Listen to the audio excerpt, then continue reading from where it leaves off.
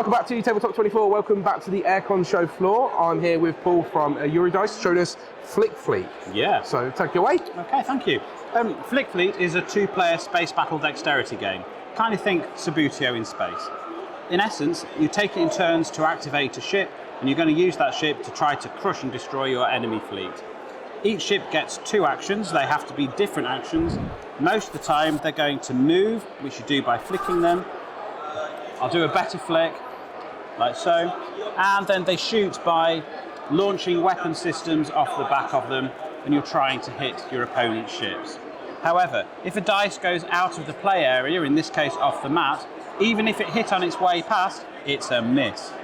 So it's about control, not power. I actually laser cut all the acrylic components myself in my garage at home, and we've sold many, many games all around the world. We've successfully crowdfunded 5 times. The game takes roughly 20 to 35 minutes. There's a whole range of expansion material that means you can tailor the game to be how you want it to be. We now have loads of different ships that all work slightly differently. You can make games last hours if that's your thing. Okay. And we have lots of scenery elements, like here you can see we've got the asteroids. So they break up the play area. They can act as a shield, or they can get in your way. And there's some nice design features with the asteroids, for example. When they get shot at and hit, they get smaller, so they're less of a threat, and you can basically, clear a route through for your other ships to move in. We also have, you can see just down here, smaller ships. We have fighter wings and bomber wings. All these do is move and shoot, but as they get shot at, they get smaller, so they're harder to hit, but they shoot dice equal to the number of sections they have. So to start with, they have 3 sections, they shoot 3 dice. As they get smaller, that number gets reduced. There's less of them.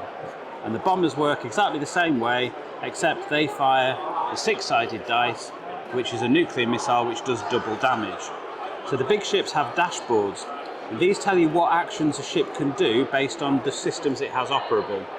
As it takes damage, to start with, the shields are lowered by each shot, and then each subsequent shot may mean a disc comes off a system. When that happens, it means that ship, as one of its 2 actions in turn, cannot use that system. It has to use an engineering action to repair it before it can use it. So the game starts really quick and easy because you're just flicking ships and flicking dice. But as the ships start getting damaged, tactically you've got to think, what's my priority? Am I better to spend time repairing my ship?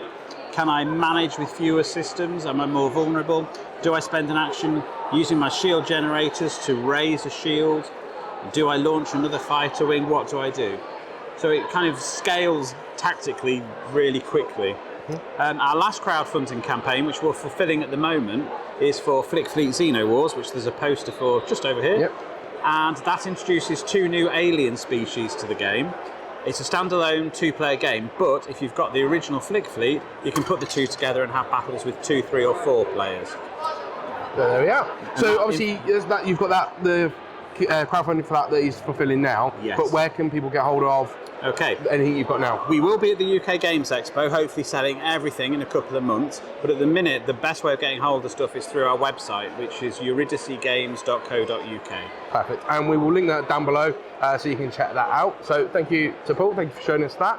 If you haven't done so already, check out other videos from the convention. Give us a like and a subscribe, and we will catch you next time. Take care.